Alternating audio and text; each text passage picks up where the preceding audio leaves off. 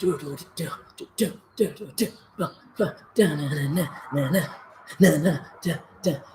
a 1 minute dance party because we're early in 1 minute. So this is what I was doing before I hit go live. And now here we are. I'm going to have to close this window because it's real loud outside because we're right by the street. Dancing in the street. Got to keep dancing. Guys, keep dancing. You have like 30 more seconds. Probably like 10 seconds. Because once that hits 1, then I'm going to be serious. Right now, it's off the... It's everything is just crazy. We got 1 more minute, guys. Come on. Dance with me if you have to. I know you're in it. Here we go. All right. 1 minute. Here we go, guys. Here we go. Here we go. And 1 o'clock, guys. It's serious. Josh Janowski, it's serious. Do we have to tip you for the dancing? No, that was free. That's my whole, that's my upcoming lecture is what to do before shows start. It's good. Will you close that window for me? Thanks. It's probably crazy loud. Well, welcome all of you. I'm so excited to be here. We've been cleaning the house all day, as you can tell. I left that, and there's a silk there, and there's 2 Tenniel tricks there. Why? Because I love both of those. Check the script. What? No, you. And by we clean the house, I mean I wash the dishes, and we're on a roll now. We just keep going, and Gwen's doing everything. Gwen's in charge. I don't know if you guys know this. I have my Street Fighter shirt on. It's pretty awesome. All right, ladies and gentlemen, good evening, good afternoon. Oh my goodness. I'm Robert Ramirez, magician and such. You're here to ask me anything. I'm going to stay here for an hour and answer all of your questions. That was Gwen's shoulder. How did we get started? How did I get started in magic in the first place? My grandfather had found this magic shop. I was a very quiet 8-year-old kid. My grandfather had found this magic shop near our house, and we used to go to all the time. And I was doing doves and illusions at 8 years old. It was crazy. It's crazy. I probably have video. My goal is to upload some home videos for you at some point. And I always got into, just doing, not really card tricks. I was so small for an 8-year-old that I couldn't really hold a deck of cards or do any sleights or anything. Hello, John Kippen. John Kippen's here. And it was really hard to control cards. I was just so small. And at 8 years old, I just wanted everyone to know the secrets to the tricks because I thought they were so clever. That was the thing that, my family always had to tell me to stop doing because I just loved saying how it worked because I thought it was really cool. The methods are always more clever than the tricks. And that's something that still resonates with me. I still get excited about clever methods and not sometimes just the magic trick itself. What else? That's how I started. So I did that for about only 3 years when I was 8 till I was about 10, almost 11. And then, and then I kind of got out of it in middle school and high school. And then in college, I got back into it. And I'll get to that in a second. What are some of my biggest influences? Copperfield was one big one. I remember watching his specials on TV, but I don't remember sitting down exclusively to watch them. It was really weird. I have this really kind of muddy memory of watching Copperfield specials and being very excited about them. I remember watching the Masked Magician Exposed stuff. I remember that very well. Copperfield was one because I loved his use of storytelling through music to get his magic across. I thought that was always so fascinating to me. And that still kind of resonates. And then when I became a member of the castle and started seeing a lot more magicians more often, I got really into Armando Lucero, Yu Ho Jin, Miguel Munoz right now is one of my big influences. FISM winners. These guys were all changing how magic was being seen and done and didn't follow any rules. And it wasn't that they were breaking the rules. I think these magicians are creating magic that they just see in their head, and then they come up with it, which helps them not be held back by anything.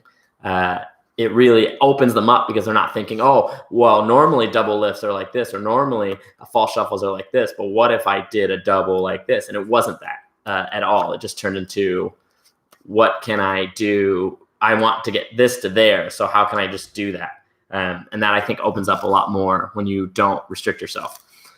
How did you come up with your idea for your latest castle act? It's so good, so good. Josh, are you talking about Herbert Pockets, or are you talking about the Peller act with me and John Accardo? Because those, I take my castle acts very seriously, I guess is the best way to say it. Herbert Pocket, of course, the greatest show of all time. I take my castle shows very seriously. I think the Magic Castle is a place for the highest level and the highest caliber of magic, because it's open all the time and people go there and they're expecting to see all these, they're expecting to see David Copperfield. They're expecting to walk in and just see David Blaine walking around. And members obviously know that doesn't happen very often. That's very rare. But we're surrounded by the greatest minds in magic and some of the great performers of magic. And I think, the show you do at, thank you to Klaus. He said he voted for Herbert Pocket for the awards. What you do at the castle has to be top notch. And I think a lot of magicians don't remember that. I don't realize that. And sometimes guys just kind of half-ass it, and it makes me real sad. Because I've seen some great acts there, and I've seen some really poor acts there. Or maybe not poor acts, but acts that maybe don't work anymore, or things like that. So what they're talking about is a show I wrote. I didn't write it. A couple of friends wrote that, called Herbert Pocket. And what Herbert Pocket was the concept of, what if the magician didn't show up? And hey, Joe, what if the magician didn't show up, and what happens? What happens there? So we kind of started with that question. And so it was a team of 5 of us. There was me, who was performing it and co-writing it. There was Adam McCabe, who was a comedy writer at UCB and all over, and he was the co-writer. And then we had Benjamin Schrader, Broadway's Benjamin Schrader, who directed the show. We had Rocket Jumps creator Freddie Wong was our technical director, advisor, and kind of helped a lot too with overlooking stuff. And then we had our consultant, Jim Steinmeier. And so the 5 of us rented studio space at Madeline Clark for a week. And we had been writing the show for a month and a half, almost 2 months, where the group emails started to get sent out about the project. I was doing New Year's Eve 2 years ago at the castle, New Year's Eve week. And so I just wanted to, and I was required to wear a tuxedo. And so I thought, I don't normally wear a tuxedo when I perform at the castle. I'll just wear a suit. So if I was going to dress in a tuxedo in a nicer outfit, there had to be a reason why I was wearing a tuxedo. I just didn't want to wear a tuxedo to do elegant magic, though I would have. But we got this crazy idea of like, well, who wears the tuxedos usually at the castle are the managers. And that's where this just snowballed. So that show went through many concepts. So we worked on it for 2 months, and we didn't put it on its feet until the week before the show. So it was just edits of a script that was being sent around and ideas. And, I want this contraption to drop 1,000 spring flowers. Actually, what's really fun is I'm gonna bring up. I have a video of the contraption working that I can just show into the screen here, because this was the idea, and Freddie Wong just said, "Yeah, I can do that. I can do that." And I went, "Okay, but I want hundreds of these things to fall." And he was like, "Yeah, I got this. I can do it. I can do it." And then he made this thing that did it. So let me find this video of this craziness. Here it is. Okay. So this is the contraption in the parlor at the castle. And that dropped about, I think that was 100 spring flowers. And eventually we got it to, oh God, how many boxes did we open? There must have been 200, 300 in that thing when we did it the second time. And we put 2 decks of cards up there. So it felt like, it wasn't just like falling lightly. I imagine just like the ceiling in one thing just falling straight down. So it was nutso. So yeah, so that was a lot of work. And what I wanted to make sure, and something that I always make sure whenever I'm coming up with a routine and or a show for the castle specifically, is I want to make sure that it's still my sense of humor and what I think is funny and what I want to see, something that I want to see. I wish somebody would do this. And if no one's going to do it, then I'm going to do it. But I want to make sure that the magic is the strongest possible. I think sometimes we sacrifice the effect, or we sacrifice stuff for this joke, or we go, oh, I'm going to do this really funny bit with this hysterical thing using a rubber chicken. And oh man, everyone's gonna roll. These jokes are hilarious. They're written by Seth MacFarlane. These are the greatest jokes in the world, and it's gonna be 6-card repeat. Right? I don't want to see a Seth MacFarlane version of 6-card repeat. Though it would be funny. You have to admit that would be a funny show. But I just don't think. I think you could do a better trick. I think there are more effects out there that are incredible that you can, use this creativity on. So like in our Herbert Pocket show, which hopefully we'll do again, we have a bad video of it from the first time we did it. It's like Freddie's in the audience and he's like holding his phone because it was the only time, it was the last show, it was the only time we can get footage of it. And then the second time we did the show, we didn't record it either. So hopefully we get to do it again and film it nice. But the magic to me was the most important. And so Steinmeier and I, Jim and I, had to go through. I mean, the hardest part about that was trying to figure out how do we find tricks that fit that show. So the concept of the show turned into, if the magician didn't show up, what if the manager did the show for X amount of reasons? Yes, 4K. That's what I need. That's what I need, class. Next time, hopefully when this is all done, first show goes in there. It's Herbert Pockets. So, so the show concept started with, what if the manager had to do the show? So what does that mean? And what kind of effects? What does that mean? Why would the manager have to do the show? Why does he have to do the show? So something that I learned very importantly from doing theater my entire life was, musicals or plays are important. Their characters are important because whatever's happening during the show that you're watching, something different is happening in that time frame, and that's what we're watching. So, for instance, for like In the Heights, it's just 3 days in New York. That's what the whole show is. It's just following these 3 characters. But why would we follow these 3 characters for no reason? And it's not. It's because in that moment in time, the thing that happens all the time is now going to change. So, and In the Heights, every Vanessa, one of the main female character always comes in and talks to the main character, Usnavi. It happens every day, but something happens in this instance where it's going to be different, and the whole show changes because their relationship changes. So if you look at any play or any musical, their lives are normal up to that point, and we're watching just this segment of their life because something different is about to happen to them, and they're going to experience something. So if the show, so now back to Herbert Pocket, if the magician didn't show up and the manager had to do the show, why does the show must go on? So I don't think that would happen in real life. If we were being honest, the manager would just cancel the show and he would apologize. They would apologize and have everyone exit the room.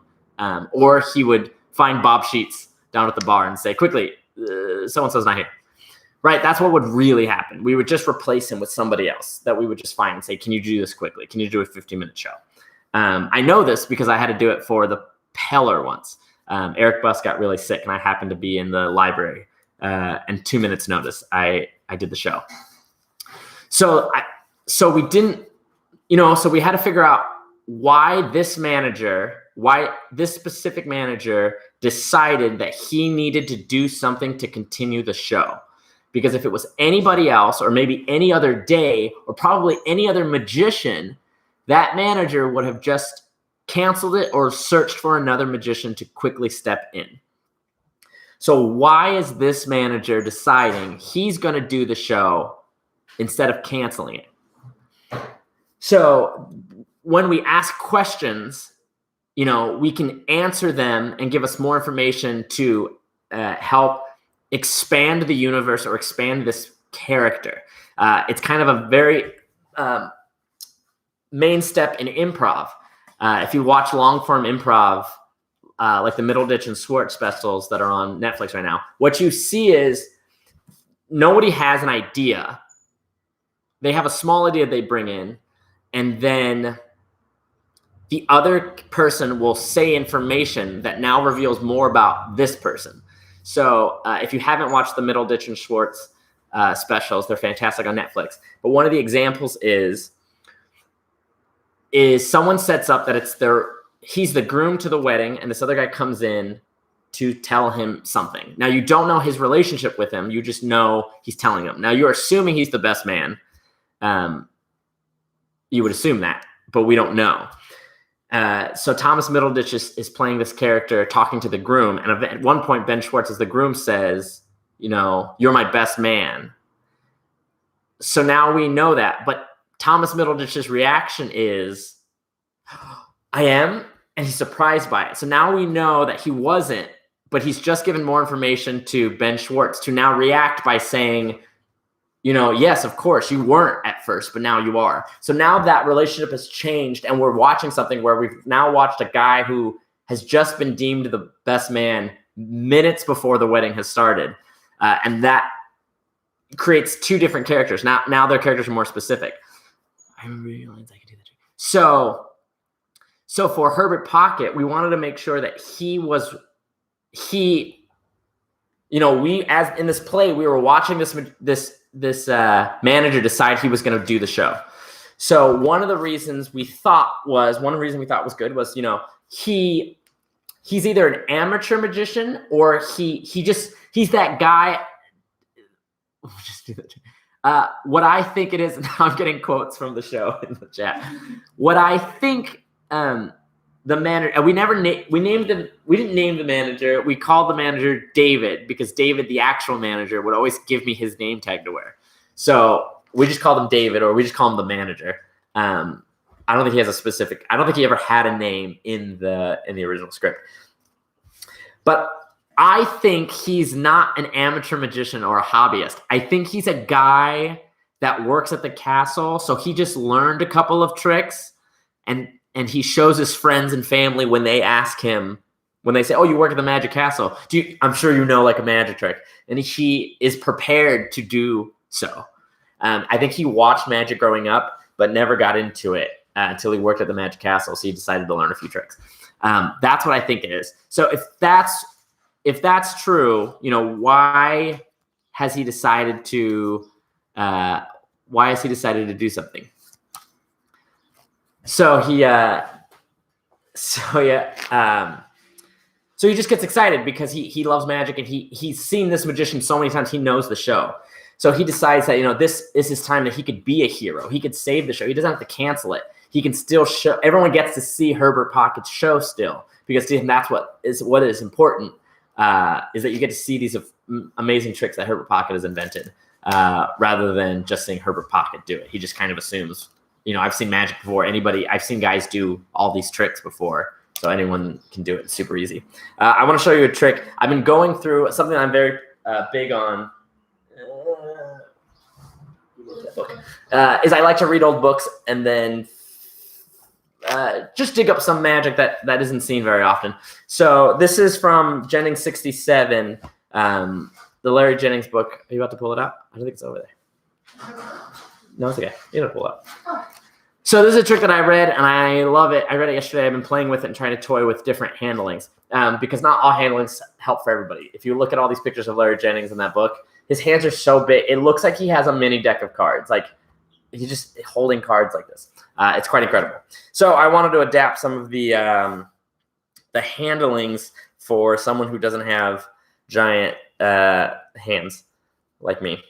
So this is one that's pretty fun. I'll be the spectator in this, I guess. All right, so we'll shuffle the cards. I just rolled this. Okay.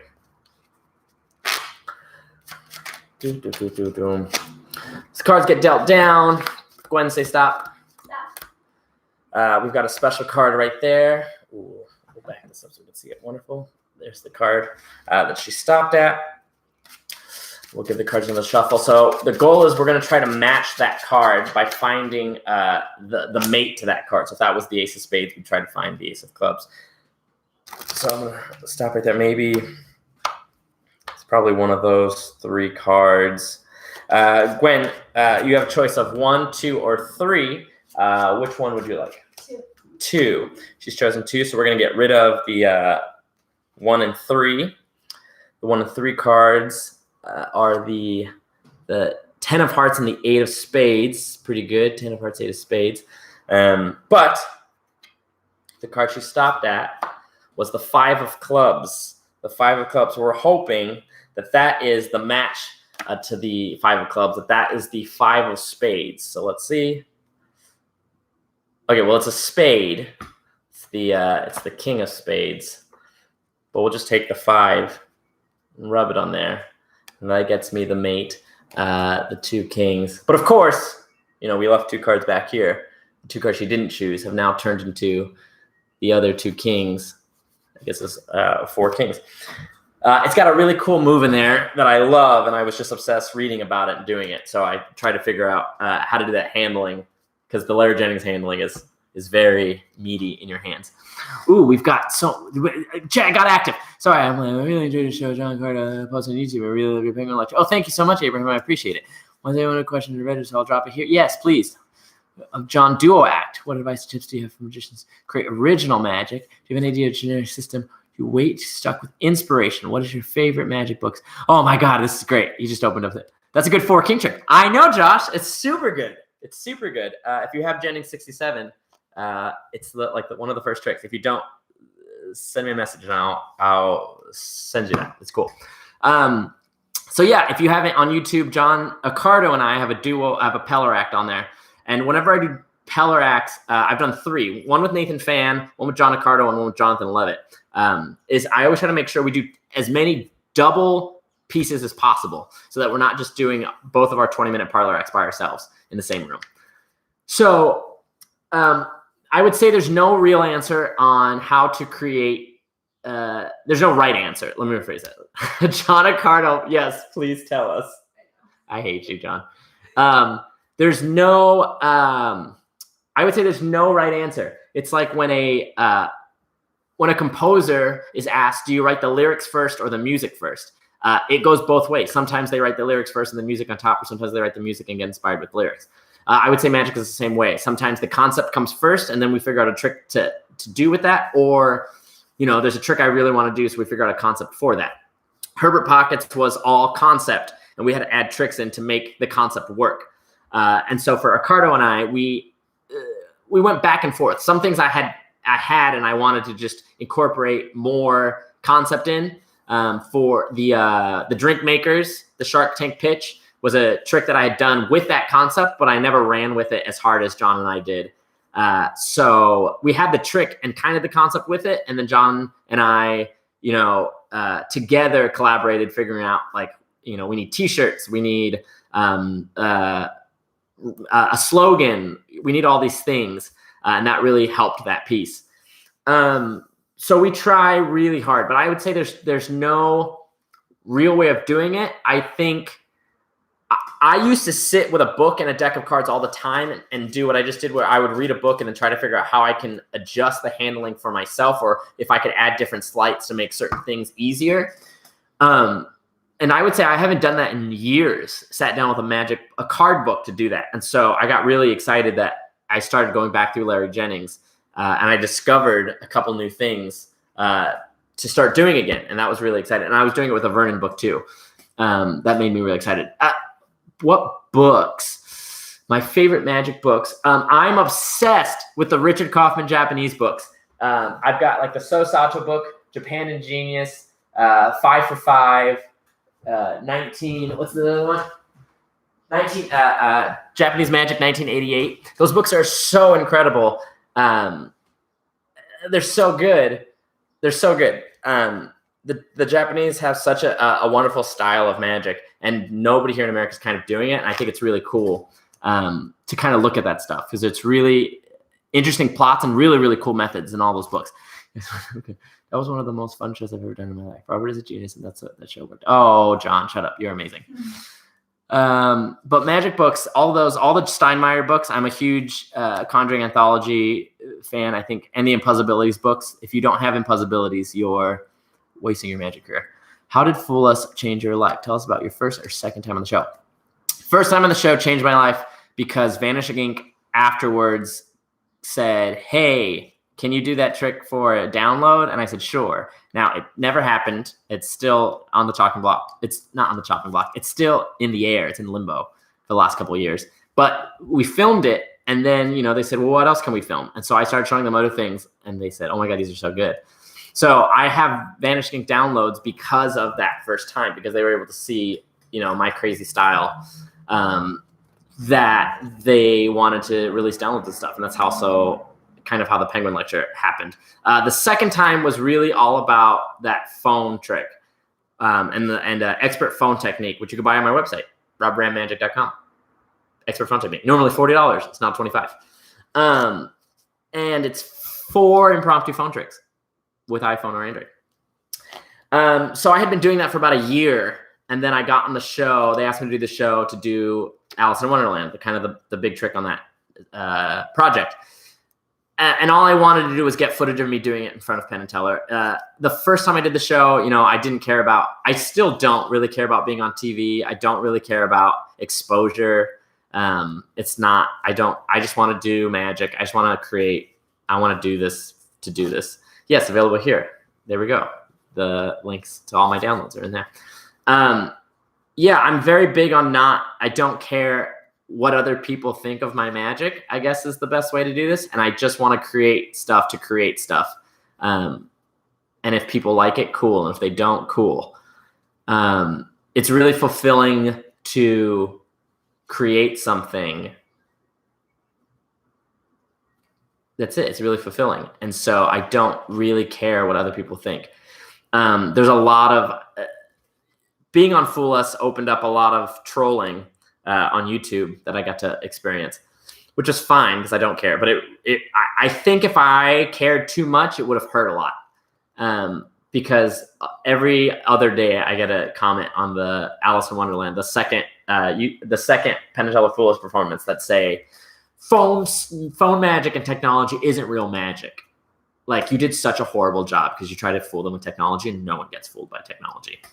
And I think I would have cared more 10 years ago when I started getting back into magic, when I was in my 20s, 20 to 23, I would have been infuriated. And now I just don't care.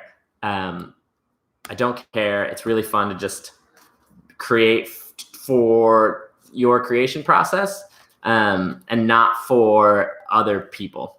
How was it on stage with Penn and Teller? Any backstage stories? Oh man, everybody's got a Penn and Teller Fool Us story. Everybody. It was, some people just can't enjoy anything. I know, Andy. It's really annoying, but it's fine. That's art right there. I had met them before I did the show the first time.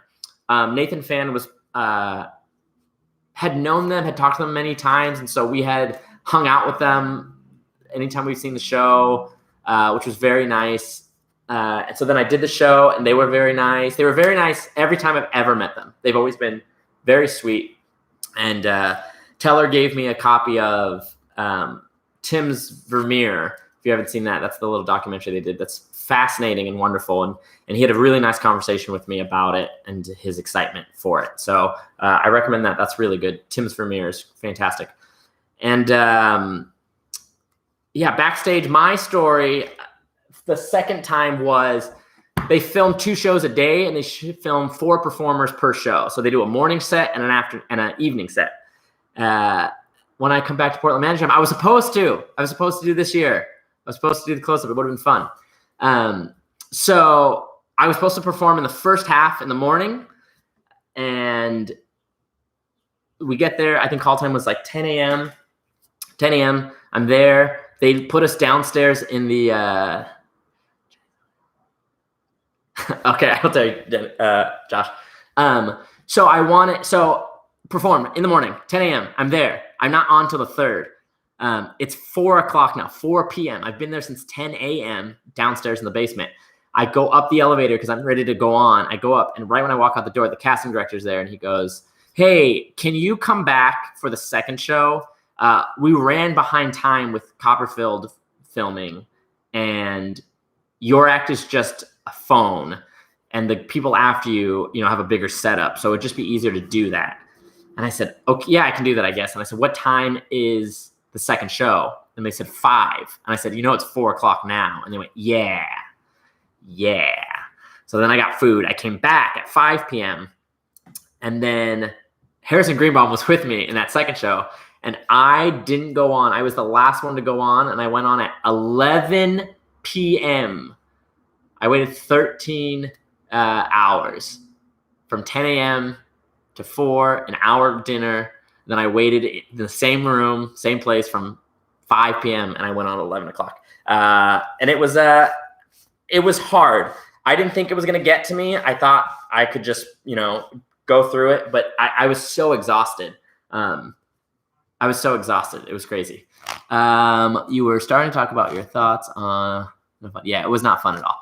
But, when I'm in the moment, it's fun. Being on that stage, talking to them, having the guys up there, being in front of that crowd, it is fun. But it was like fumes of adrenaline that I was on. And I wasn't on the initial high of just like being there and like being excited. I really, truly was like, let's just get this over with. Like, let's just go on stage. I'm going to do my thing and let's just do this. And that was, I think, the hardest part of that. What do you want to know, Josh, exactly on the Jennings thing? I think the Jennings tricks, that book is very interesting. Every magician is all the books on specific magicians is so interesting because all of it is made for those magicians' hands. So a lot of times I think we read magic books and we try to do it exactly the way it says in the book. And it's so hard for us to do. And what we don't realize that if we just adjust it or add a different sleight, we can still do the same effect.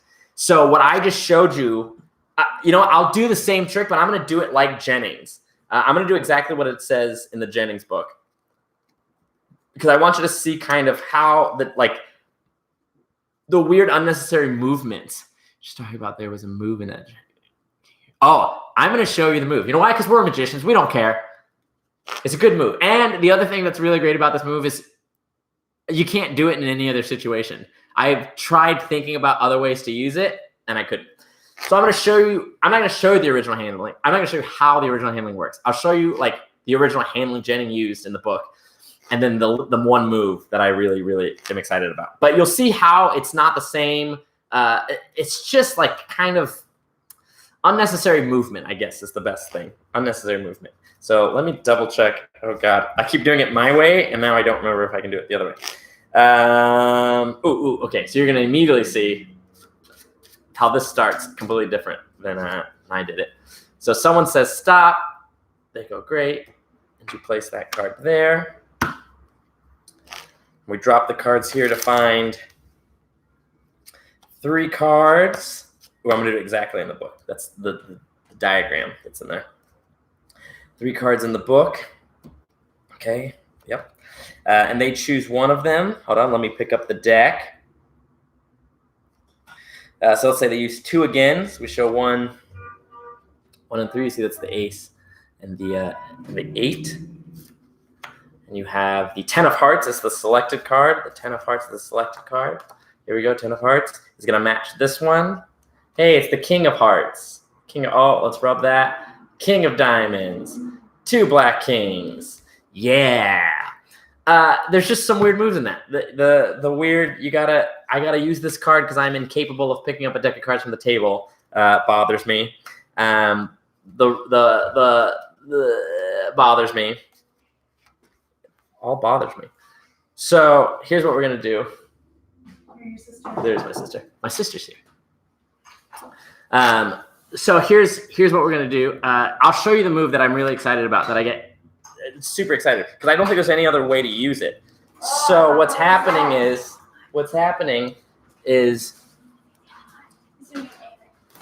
you have the deck cards here, and you have 2 kings sandwiched in that pile up here. Roberta Ramirez. That's exactly. My parents named us Roberta and Robert Ramirez. So the 2 black kings are sandwiching on top.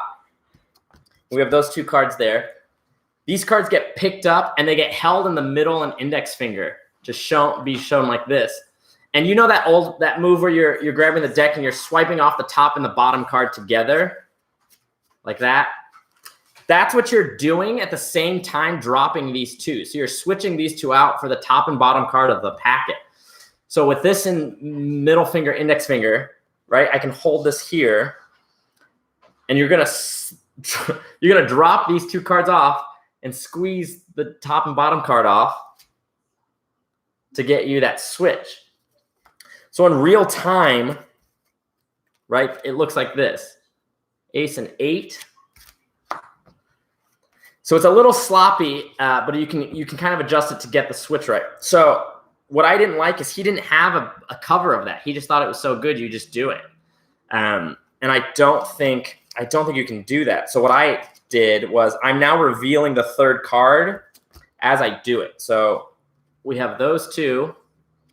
Now I'm going to show this 3rd card kind of in front. For a camera, it's a little bit easier, but it would work with people. This is just, I used to have a name for this theory that you can get away with anything right as you turn that card up, because your brain wants to know what's in this card and they won't know. It's like you just want to know what this is. You have no idea, or you might know what it is. And so by the time you see it, you really can't watch both things at the same time. I'm going to do that one more time. Top and bottom. There we go. So the second you see it, that happens because you cannot look at both things. I'll give you one more example of this principle that I really love. This is based off of a Bill Goodwin routine that I do all the time. And I only changed one thing, and the one thing I changed just keeps fooling magicians. And it's just when this happens. So it's spectator cuts to the aces. We go 1, 2, 3, 4. Right? That's 1 card, 2 card, 3 card, 4 card. And that's 1, 2, 3, 4 to get us the 4. So I do this drop off at the exact same time as this is seen. See, I'm not doing, John, I don't think I'm doing a bigger action. I'm trying to abuse the idea that you want to know what this card is as I'm showing it, or your brain want to know what is face down, because as I'm turning it up, your brain's going, what is this? It's doing that process thing where it's like, it is a red ace heart. It's an ace of hearts. And in that split second, I've dropped the other one. So I'll show you this because I think the concept is really interesting, and the trick. So this is there are many versions of this kind of spectator cuts the aces. So it's an ace with a little crimp in the back. So it's flat on the front, but in the back there's a bump. And what I love about this idea is, especially when I do this for magicians, so I take the top card of everything, and you try to take it the same, and now I've taken all 4 aces. And what I try to do when creating, is something, what would fool me as well, And so what happens to magicians is the spectator cuts there. I take all the cards, and now the magicians don't, magicians are nicer than lay people in the sense that magicians won't go, I know what this trick is. I know what it is. It's spectator cuts the aces, right? You don't know that. It's the equivalent of when laymen say, oh, I know this card trick, and all you said was pick a card. Magicians are much nicer, as in they don't assume they know what the plot is until they recognize things about the plot. So you cutting 4 piles doesn't mean anything. But the second I show that first ace, I think you assume this is a cutting spectator cuts the aces routine. So because your brain doesn't figure that out until you see that ace, that's when I can drop this packet off. Because that's when you realize that's what this is. And by the time you think about that, I've already moved this hand forward and away from any of these piles. You do a fake double there. But it doesn't give you enough time. You're now, once you realize this is a cutting the aces trick, you're now going to burn this packet to see when I can drop off those cards. But because I'm forward, right, it never happens. And it's just enough misdirection for it. I try not to do a bigger action for it. But I try to do just the playing that you want to know what this card is so bad. By the time you see it, I've already done the move on this side. Because your brain, as human beings, you're going to look at the thing I'm going to reveal because your brain needs to process what you're looking at. By the time you do that, I've just done the sleight or whatever, so I can show that. So I use that in the same concept of this switch is no matter how much you bring this, I want to just check that up so I can do the switch because you want to look at that thing. Any questions from the chat? Ooh, I know there was one in the Reddit from Max who asked me about the connection to Steinmeier and how that's affected my magic. If you aren't familiar with Jim Steinmeier's work, what is amazing or fooled you've been? This is a great story. Okay, I'll tell you that, and then I'll go back into my Steinmeier thing. So Nathan Fan and I used to hang out a lot, and then he started doing a lot of cruise ships, and we just video chat. We'll send each other ideas. And a long time ago, we decided to get lunch together. I haven't told this story in years. We decided to get lunch together, and we went to a BJ's restaurant, which is like Chicago-style pizza in California, if you've never been there. So we go. I get there first. I'm in my car, and he's in his car, and he's parked in front of me. It's at like a mall. It's like on the outskirts of a mall. So we're kind of parked in the mall parking lot, facing each other. It's like not in a garage. So we both get out. We get there at the same time. He's parked in front of me. We get out and we go to inside. So we go inside.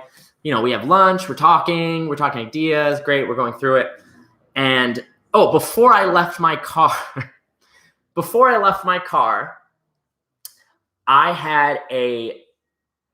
I picked a random card. I had a card sitting on the table, and I thought, I have this fun, great idea I'm going to fool Nathan with.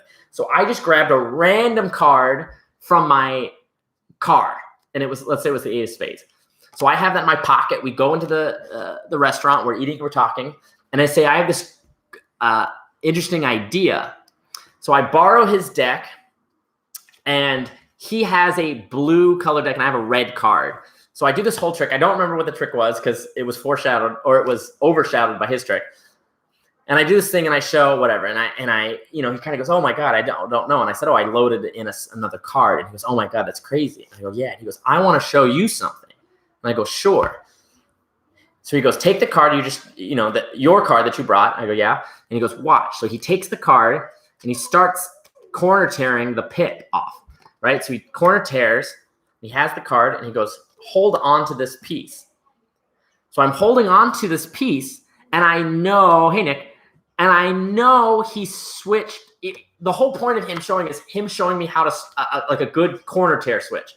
So he tears my card, hands me another piece that I know he switched out. But it's red backed, right? So maybe it's not switched because there's no way he could have the same one red card that I had. So I'm holding on to my corner of the torn card of a random red card that I pulled from my car. And I'm holding on to it. And he goes, here. So he rips up the rest of the card and he goes, we're going to get back to that later. And I go, okay. So we're talking, it's like another 30 minutes we're talking in the restaurant. And he goes, and I go, all right, let's go. And he goes, great. He goes, hold on. Do you have that piece that, I tore and you still have? And I go, yeah. And he goes, okay. He goes, did I ever go to the restroom while we were here? And I go, no. He goes, did I ever get up? Did I ever get out of my seat to go, even talk to the waitress or something? Or was I sitting here the entire time? And I went, you were sitting here the entire time. He goes, so I've never gotten up out of my seat for the last hour. And I said, no. And he goes, okay, just keep that in mind. Let's go. So I'm like freaking out. So I'm like, okay. So we walk outside and he goes, and we walk to our cars and he goes, look at your car. And I go, okay. And I look, and sitting in the windshield of my car is a red backed card that's complete, that's missing a corner. And I go, Nathan, there's no way that can be the card. That can't be from the corner tear. And he goes, well, first you should check the back. Now this whole time I'm laughing because I've never felt so fooled that I was uncontrollably laughing. Like I didn't know how else to react but laugh because I felt like it was the first time. It was the most real magic I've ever seen. So I go and I check the back and it matches, right? It fits. And I just go, Nathan, that can't be my card. And he goes, why? And I go, because this was a card that I randomly grabbed from my car to fool you. You would have had no idea that I was going to bring a red card to the table. You would have there was no way you could have known that. And he goes, okay, well, make sure that's still the card. So, I turn it over. It's also the 8 of spades, red back 8 of spades, missing a corner. The corner matches. It's perfect match. And he's never told me how he did that. The only hypothesis I have is that I don't know. See, I don't even know because even if he called somebody to drive all the way to that BJ's to leave a red back 8 of spades or whatever in my windshield, it would have not matched the corner that I had. Anyway, that's the most fooled I've ever been. I'm very frustrated with it. Now that I brought it back up, I need to text him and tell him how mad I am at him because it was horrible. It fooled me to my core as like a human. And it was so frustrating. It was so frustrating. I'll read the Reddit one first. How can you talk about your connection to Jim Steinmeier, how he's influenced your work and some of your favorite Steinmeier hidden gems? So Jim and I met from a show I was doing with Nathan Fan, Alex Ramon. Who else was on that show? Andrew Mormon, Joseph Rayom, and me. And oh my God, I can't remember his name. Mateo, maybe. Oh, there's one more person I can't remember. Anyway, we did the show. Jim saw the show because he's worked with Alex for many years, Alex Ramon. After the show, I went up to him and I said, hey, my name's Robert. You did a production of Carrie the Musical in La Mirada, and I had lots of friends in that. I do musical theater. And he was like, cool. And I said, hey, I do a lot of consulting work for theaters because they know I'm a magician and I do theater and I'm in their production. So sometimes people ask me to figure out this thing to work, make this magic. And I don't know, is there any way, I could free intern, non-paid intern with you on your next project so I can kind of see how your process works. Because I would love to how to understand how to consult for the theater because it's not traditional magic. You can't just say, I know a trick that will fit this. That literally doesn't work. You can't do that. And he said, no. he said, no, you can't. No. And I went, oh, okay, thanks. And then I left and I didn't see him. And I got a phone call a month later that said from him, and it said, hey, I'm doing a remount. We're remounting Carrie the Musical in a new theater in downtown Los Angeles. I can't be there for the first week. So will you be my associate? Will you come on board, be there be there the whole run, but specifically that week that I can't be there, just make sure everything's fine. So I said, sure. So we do that. And that project changed my life completely, more so than anything in my magic career has ever affected me. Working on Carrie the Musical with Jim Steinmeier was the number one thing that changed everything that I thought about magic, every single thing, every opinion that I have now changed because of that production. And I got to see how hard it is to consult. That's why I feel bad for Nick Paul. I feel your pain, Nick. I feel your pain, even though your pain's probably completely different because it's for TV, which is probably much harder. We had lunches all the time, Jim and I, and we discussed. The first time we met, we had a production meeting for Carrie that I was there. Afterwards, we got lunch. And we had a very long conversation about theater, magic, theater and magic, our opinions on, how something should be developed, what is key to make a good magic trick in a musical or in a show. And we both had the same opinions. No shameless plug. You only get a shameless plug if I get to be on that show. Damn it. I'm running out of strings to pull. I'm going to result to just bombard your studio. Season 3 Magic for Humans on now, or May 15th. Shameless plug. So we just had so much in common. We had so much in common on our thoughts of magic and how we think magic should work and be perceived, and how to routine something and what does that mean. And we just had so much of the same opinions on it. And it really was fascinating. So we spent a month, in rehearsals for that show for Carrie. And, we were there for Tech Week. Tech was nuts. It was like 12 hours a day for a week straight that we just did nothing. So the other thing about magic consulting on a theater project is, you have to just sit and wait until your one piece in that one scene comes up, and then, you get put to work to make sure it works. And if it doesn't work, that's really bad. You've got to be able to work before you even get there. So we would just sit there doing nothing. We'd sit in the lobby and we would just goof off. And I started showing him, some of my favorite tricks. And a lot of them were super meta magician tricks that I wanted to fool Steinmeier with.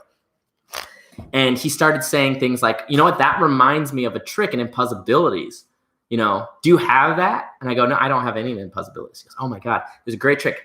Treasure Map. You should be doing Treasure Map. You should be doing Deepest Sympathy. You should be doing this. You should be doing this. Okay. And then the next day at the theater, he brought all 6 Impossibilities. He just said, here you go.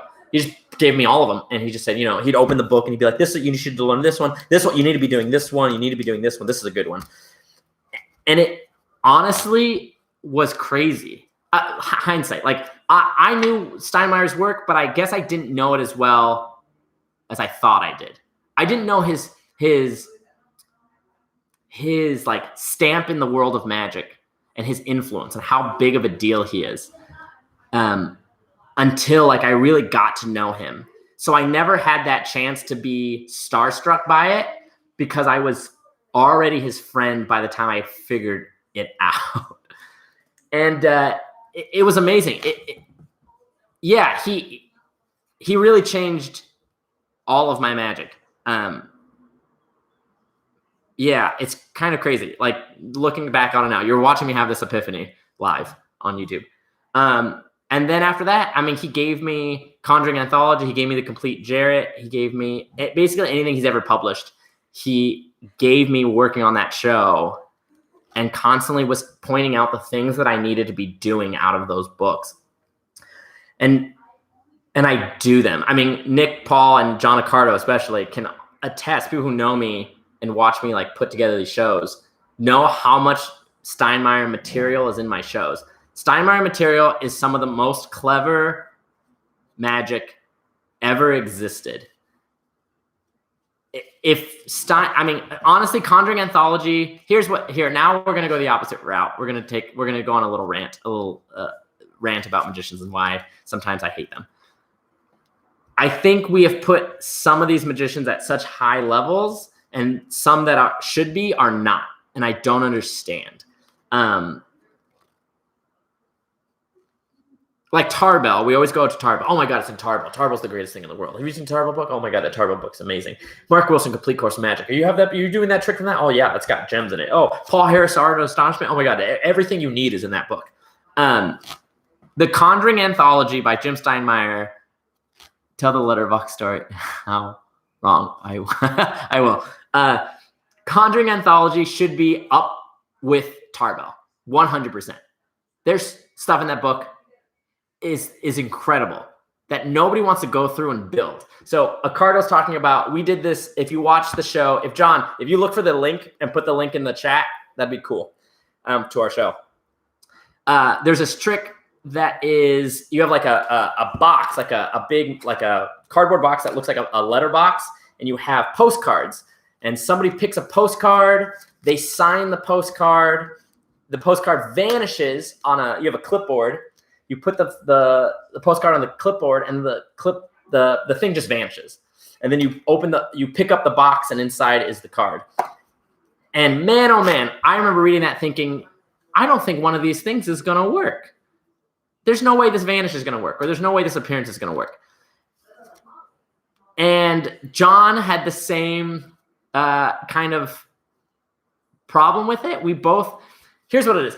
The only reason we got to do that trick is because I have done enough Jim Steinmeier effects that I read and went, that's not going to work. And then did it and went, oh my God, that works. That I had the confidence to be like, John, it's going to work. I know we both don't think this is going to work, but it's going to work. And then it did. And it was kind of amazing because it was one of those things that you don't know is going to work until you try it. And Tarbell, I would say most of you probably don't do this, is the same, where you read something in Tarbell and you go, this isn't going to work. But if you try it, it doesn't work.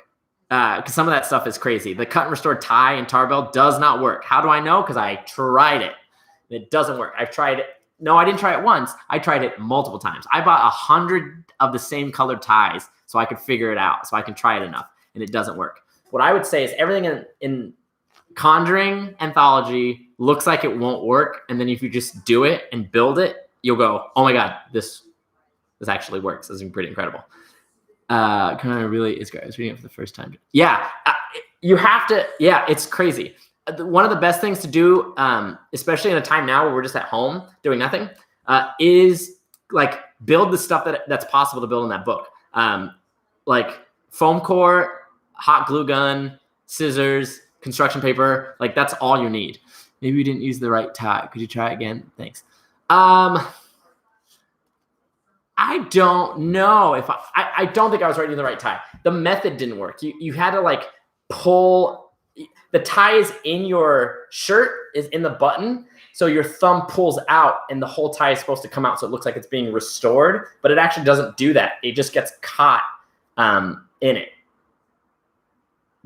You just can't do it. So I had come up with a way to adjust it, but it still doesn't work. I still have like 50 ties left. I should retry it. Can buy. So like I said, I like to go through a lot of books and look at stuff. And Steinmeier has been really nice to allow me to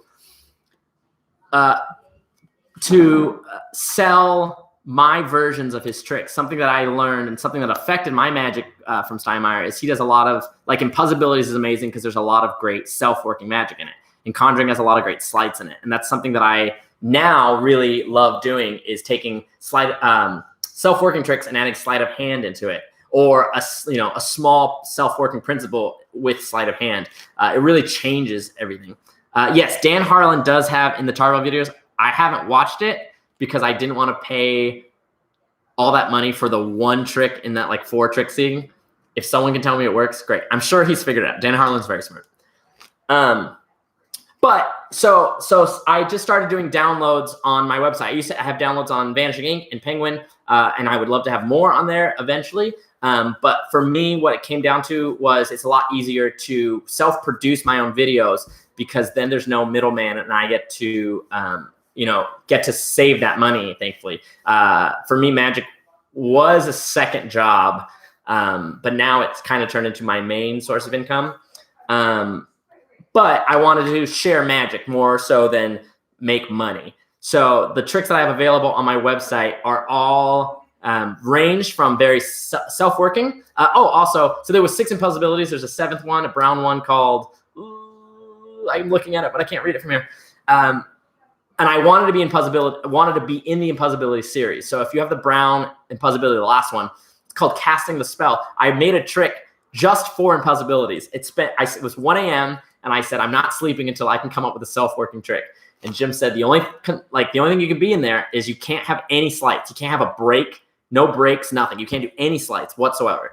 So I spent a couple hours, 1 a.m, 3 a.m, casting spells now in Impossibilities, which is really, really wonderful. But I also released it as a download on my website at robrammagic.com /shop-1. If you just go to robrammagic.com, you can find a shop. And to buy something, you just have to fill out your email to sign in. And then you just go to the videos and you can buy them and then download them from there or stream them. So anytime you want to watch it, you have to just sign in. That's kind of always the thing. I get emails about people saying, I don't know what to do. I don't know what went wrong. You just have to sign in. If there's any problems, I respond to my emails very quickly. And I make sure I solve anything that I can. It's changed a lot. Harlan's changed a lot of non-working methods in Tarbell. Yeah.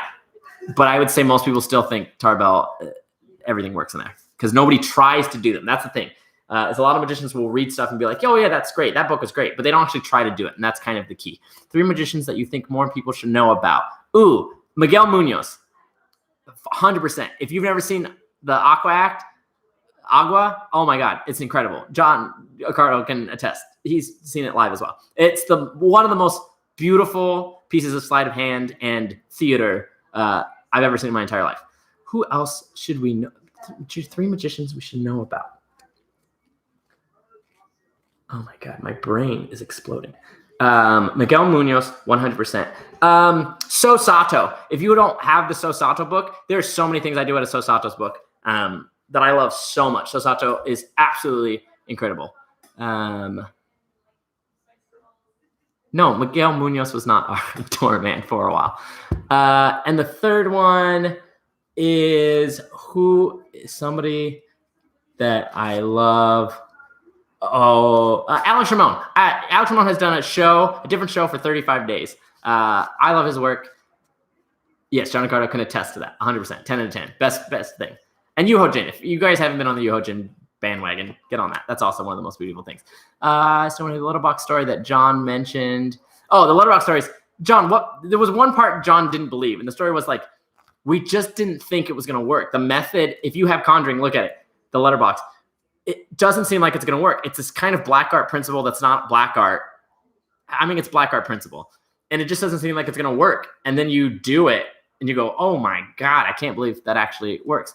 I got the Foolish Phone Act is amazing and so impromptu. Thank you, Klaus. Yes, it's so impromptu. It's so impromptu. That's my favorite. Yes, I would recommend. I was thinking of Oscar Munoz. Yeah. Yes, correct. Oscar Munoz and Joey should combined. It'd be one person. It'd be Miguel Munoz. Yeah, I would say look those up. So if you have any more questions, you can send me an email or find me on Facebook. I'm really good at that, answering stuff. I swore it would never work, and it did. Yeah, like I had to remind John over and over again that it was going to work, whether or not it was going to. I was just confident that it was going to, and it worked. I don't know how it worked. They're all good. So I sell different tricks on my website, ranging from easy to kind of more sleight of hand stuff to self-working.